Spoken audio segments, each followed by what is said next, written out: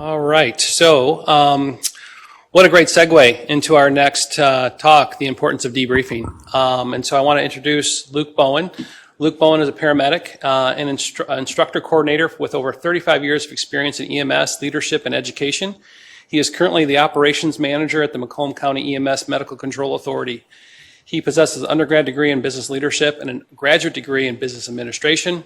In addition to teaching EMS related courses locally, he has presented at various conferences and learning institutions, both locally and nationally. Luke has a passion for quality improvement, including cardiac arrest, and has been working with Save My Heart since its inception. He is a vital member of our team. Luke's talk will help us understand the why and how of post-recession debriefing. Thank you, Dr. Preble, very much for that introduction. I will have to wear my glasses for this presentation, so when I look down, I can see the screen. When I look up, it's completely blurry. You all look fabulous. So yeah, I didn't realize until just now how well Dr. Abir's talk would set up my presentation. The data is significant, talking about quality assurance and quality improvement through debriefing. So I think it's going to be a great segue. I'm going to talk more specifically about the why to debrief and the how to debrief and the components of a resuscitation team that need to share information. So a little bit of information here. Those of you in the room that insist I've been in EMS longer than 35 years, I point to the plus. Just add in the number of years you think apply. So as Dr. Pribble mentioned, I've been with Save My Heart since its inception. I'm honored to be here, honored to be on the conference planning committee. We do, I think, a good job of working together to provide some good information. So I have no disclosures or conflicts. So what I'm going to talk about, kind of the big questions. The why is really one of the questions I'm going to talk about. We're going to talk about quality assurance and quality improvement. We're going to talk about the team concept for resuscitation, because all of those things are both the why of debriefing and they are the elements that need to be discussed during a debriefing. And then we'll talk about just a little summary and some questions at the end. So here's a concept, the what, the how, and the why. So the why being at the center of the bullseye, the more important question to ask and answer. The what being the more simple question. Some of you may have heard of Simon Sinek's talks on knowing the why. There's a book, Knowing Your Why. We're going to start at the bottom here. So the what, ask the what. What you do. What you do is often a very simple thing to determine. It's the skills you do as a nurse or a paramedic or a physician or in the cath lab. It's the what we do. Most people can answer, most organizations can answer what they do pretty easily. The how becomes a little more complicated because now the how is asking about process. It's the processes that come together to create the desired end result. So not everybody maybe on a team will know all of the processes or all of the hows. They know their piece and that's fine. But then the why, this is the big question. This is the purpose. This is your purpose personally. You can internalize this and say, what is my why? Why do I get up in the morning? Why do I come to work every day? Now, for those of us in healthcare, I'm hoping that at some point now or in your career, helping people was your why. But when we talk about cardiac arrest resuscitation and working on a team, and then the necessity during debriefing to be very transparent, that's another level of why, because you have to really open yourself to approaching this from a quality improvement perspective, which asks you to not only recognize what went well, it asks you to recognize what didn't go well and be transparent about it. So this debriefing can be challenging, especially on, as people call some team efforts are called train wrecks, or, when you look back at it, just things didn't go very well. We're going to talk about it. I'm actually going to share one of those, a little personal experience at some point here. So quality assurance versus quality improvement. So quality assurance is just that, assuring the standard level of quality performance that your organization has identified as minimally acceptable. It's just assuring that quality is occurring. Quality improvement, though, is different. Quality improvement is that more specific approach to doing whatever it takes to improve the quality of care or the process to ultimately impact patient outcome. So quality improvement is a more targeted approach to improving, not just maintaining the status quo. Here's some wise words from Edward Edwards Deming, the kind of the father of quality process control. Said, "It is not enough to do your best. You must know what to do and then do your best. And that seems kind of simplistic until you're a new EMT, a new paramedic, a new RN, a resident physician, and then you're faced with a very stressful situation where you're forced to perform, and then maybe you don't know your process well enough yet. Maybe you're still learning. Another great one that I really appreciate about quality is from Phil Crosby. Quality is the result of a carefully constructed cultural environment. It has to be the fabric of the organization, not part of the fabric. I work with a lot of EMS agencies and fire departments, and there are some that really do daily work to have a culture of quality, and that is the transparency. That is calling each other out when things go well, celebrate the successes. I'll mention that later, celebrate the successes. But also, what aren't we doing well? And that's challenging. There are organizations who, and there are individual departments in hospitals, there are health systems, there are EMS agencies, ambulance services, that really focus on just getting through the day, and they don't have a good organizational quality structure built in. So let's move on to cardiac resuscitation, because the steps of the team approach to cardiac resuscitation are the elements that we need to focus on during a debriefing. So resuscitation is a team sport. There is a leader and there are players, and all those players have roles and responsibilities. So here's a picture of a hospital-based resuscitation. I refer to it often as organized chaos. When I was a brand new EMT, I was in a hospital attempting to transfer a patient, and a code was called into the room. I did not know you could fit that many people inside a single patient's room at a hospital. This was 35 years ago. I believe there were 30 people in the room, in a single bed patient room. So organized chaos is sometimes the approach, or just the reality. EMS, same thing, right? Organized chaos. So if you look carefully at this photograph, it's not taken recently. I'll point to this device down here. So this is a Physio-Control LifePak 5. So if you're laughing because you know what it is, you are dating yourself. And if you're asking yourself, what is that device? You're also dating yourself, because if you just have no clue what that is. So somewhat organized chaos. But again, there needs to be a leader and team members with roles and responsibilities. Team debriefing can look different based upon the environment. Dr. Abir mentioned, that now we have built into a lot of our systems the ability to meet remotely, where it really wasn't a common thing. It would be best to do a team debriefing an hour later, a day later, sit down in a room face to face and have your team debriefing. That's fantastic. But the reality is that might not happen, especially, is anybody experiencing a staffing concern at your agency or for the hospital? Yeah, exactly, right? So it's more challenging than ever to do a real comprehensive debriefing, which is a guided discussion with documentation. That is certainly more challenging. So what we wind up doing very often is we do what's called a hot wash, which is that immediate informal discussion, right? Which is great. We identify issues and concerns, that's fantastic, but that is not meant to replace or supplant a real debriefing. Again, a guided, thoughtful discussion, planned, organized, formal, and there's some documentation at the end that can be shared within that group. We'll talk about maybe not wanting to put that document in the patient's medical record at the end here. But it's checklist driven. It's really formal. But now with having Zoom and other platforms, Teams in your agency or facility, maybe you can the next day, the third day, you don't want to go too far out past that because you want real fresh memory. Now maybe we can connect virtually to have a more formal team debriefing. So that is a great opportunity that we've been afforded by this. So knowing the why of resuscitation and debriefing, they go hand in hand. Because again, the steps of resuscitation are the issues that we have to discuss during debriefing. We know the what, or we should, right? Did the nurse inject the correct drug into the IV at the proper dose at the right rate? So we know the what's very often. The whys, though, or the hows, are those processes and procedures that create the team effort, the common goal. This is where we get a little more intricate in the debriefing, because we not only have to think about what medications were given, were they given in the proper sequence? Was an EKG rhythm change for the clinicians in the room? Was an EKG rhythm change noticed and acted upon properly, or was it missed and deferred and care wasn't following the specific algorithm? The why. The why is the approach to quality improvement. The why is the transparent discussion wanting to improve. And again, Dr. Abir did a fantastic job of giving you the data that says that it's, again, the term low-hanging fruit is often used.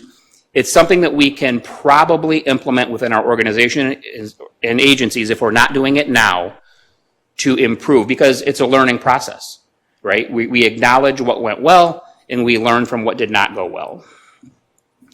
Cardiac arrest resuscitation, the team approach. So American Heart Association, other agencies give very specific information on what this should look like.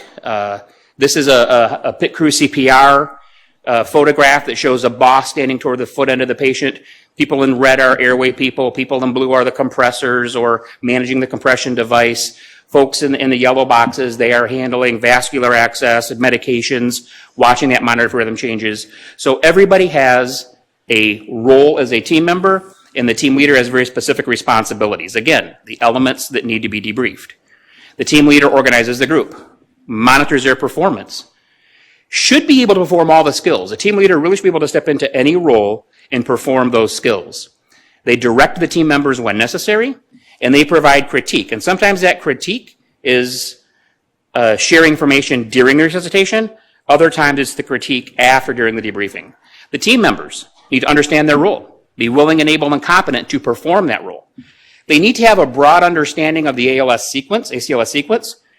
That said, a first responder, a firefighter, a layperson can be instructed to do CPR and play a vital role in the team and not have really much concept of what an ACLS algorithm looks like. But generally speaking, the advanced level providers, paramedics, RNs, physicians, they need to understand generally what the end game here, what the process of resuscitation is, and then be committed to the success of the team. So communication is key in this team approach, and it's going to be discussed often during debriefing. So a message is sent.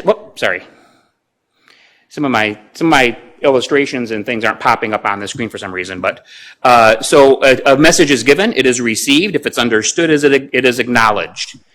That happens multiple times through a resuscitation effort. That creates closed loop communication. What are the core questions that we need to ask during the debriefing?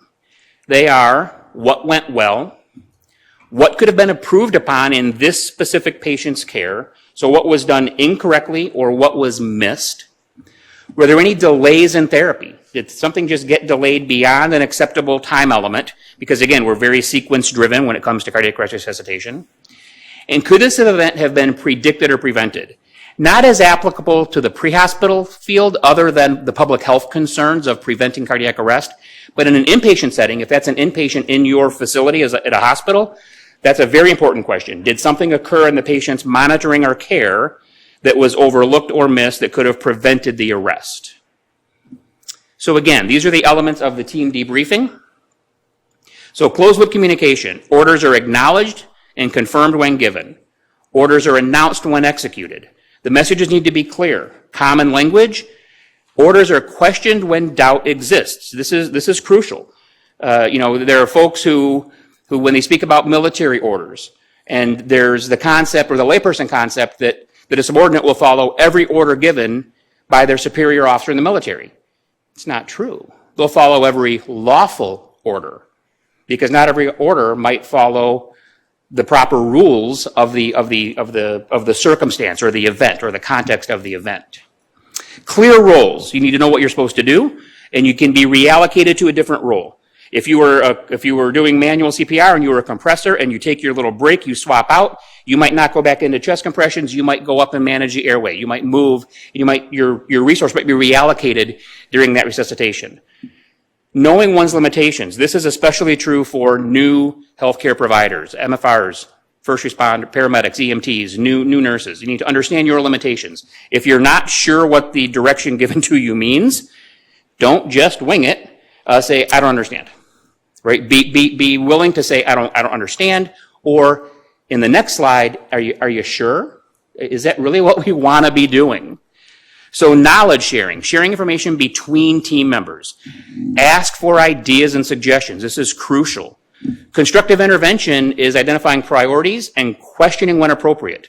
This is where I'm going to share a very brief personal story, a little bit of transparency. I was a new paramedic, about a year on the road, still kind of feeling my way, but I was the senior paramedic. My partner had less experience than I did. They were on the road for about 6 months. But at a year, we were a high volume system. We were expected to be able to manage our unit effectively. We responded to a cardiac arrest call late at night. We had about a 4-minute response time, which was fantastic. The fire department beat us by about 2 minutes, so CPR was underway when we arrived. Female was in her 60s, a list of comorbidities that would not fit on this slide. She was a really, really sick lady, which is important to the outcome. So we arrive, 2 paramedics, myself and my partner. Everybody else is an MFR or EMT. No other paramedics to help us out. So we begin ACLS care. We work on the airway. We intubate the patient. We get vascular access. I think I actually had to help out my partner. I think I started an EJ on this one, an external jugular vein, because we couldn't get a peripheral vein. And we began the patient's care. Patient was in fine VFib. So we defibrillated and we began with epinephrine. And we bounced back and forth between asystole and VFib many, many times, with some sustained VFib for a while. I gave, I think, 3 milligrams of epinephrine, told my fire department, let's get ready for transport, get the backboard, let's get some things prepared to begin to move this patient because we're seeing some VFib. And 4 years ago, we did not pronounce as many patients on scene after cardiac resuscitation as we do now. We transported a much higher percentage of them. So I gave, I think, 3, and then I said, well, escalating dose epinephrine. So the next time I gave 3 milligrams of epinephrine. We got them on the backboard. We defibrillated. I gave 5 milligrams of epinephrine. We got them on the backboard. I think in the ambulance I gave a 7 milligram dose. We had a, for those of you who are really young, we had a 30 milligram vial of epinephrine. And we would often use it all, plus the 7 individual milligrams that we had. And my partner was engaging in this resuscitation, and we have VFib. Call the hospital, tell them what we've done. We've given all this epinephrine. Actually, I'm missing a slide, so I'll have to just tell you what I'm missing here. But so we transport to the hospital. We get to the hospital, and the doctor approaches me and said, so did you think about doing anything other than epinephrine? And I'm like, I just get this blank stare. So circa 1986, VFib, shock, it's kind of a silly mnemonic. Shock, shock, shock, everybody shock, mama shock. And is that familiar to anybody in the room? No? I'm the oldest one in the room. Mama shock, papa shock. So what I didn't do for this patient in VFib is I didn't give anything else. I can't explain to this day why, what got my attention on epinephrine, and maybe it was the escalating dose. I was just excited we're going to take this up to big doses of epinephrine. But I didn't give anything else. I didn't give lidocaine. I didn't give beryllium. I could have given mag sulfate, procainamide. Could have gotten all the way down that list, and I didn't. Looked at my partner and I said, and he looked at me and said, I don't know. You were in charge. So we did a little team debriefing out on the driveway, and I said, did you at any point think, and by the way, I beat myself up over this for a long time. Patient did not survive. Remember that long list of comorbidities? That's why I didn't beat myself up too much. It was probably not going to be a very good outcome. She was an incredibly unhealthy lady. So the outcome probably wasn't going to be good, but I beat myself up a little bit. But then I asked my partner, the next day I said, did you think about anything else besides epinephrine? And, well, yeah. And I said, why didn't you say anything? Well, you're the senior medic. And I said, wait a minute. We discussed that 2 months ago when we came together as a crew, right? We check each other. We help each other, right? And then I thought about, well, I called the hospital. I talked to the physician. He knows I've been doing CPR for 15, 20 minutes, and then I've given a boatload, literally, of epinephrine, and never thought to say, are you going to move past epinephrine? So as much as I beat myself up, I do hearken back to knowledge sharing and constructive intervention. It didn't occur when it should have occurred. And could it have changed an outcome? We'll never know. Reevaluation and summarizing. Reevaluates the patient. At the point that you're considering moving on to stopping resuscitation, or for EMS, you have sustained ROSC and you're getting ready to transport, or the patient has good sustained ROSC and vital signs, And in your hospital, you're talking about, okay, are they going up to the ICU? What's the next step for them? Going to the cath lab?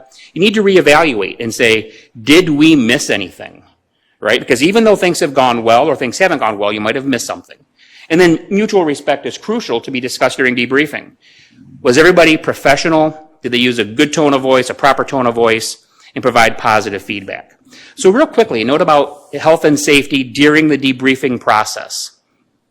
Every post-resuscitation team debriefing should discuss the elements of stress on the providers and caregivers and discuss the need or opportunity to provide critical incident stress debriefing, or maybe just referring individual providers or healthcare providers to like an employee assistance program to protect the emotional health and safety of all involved.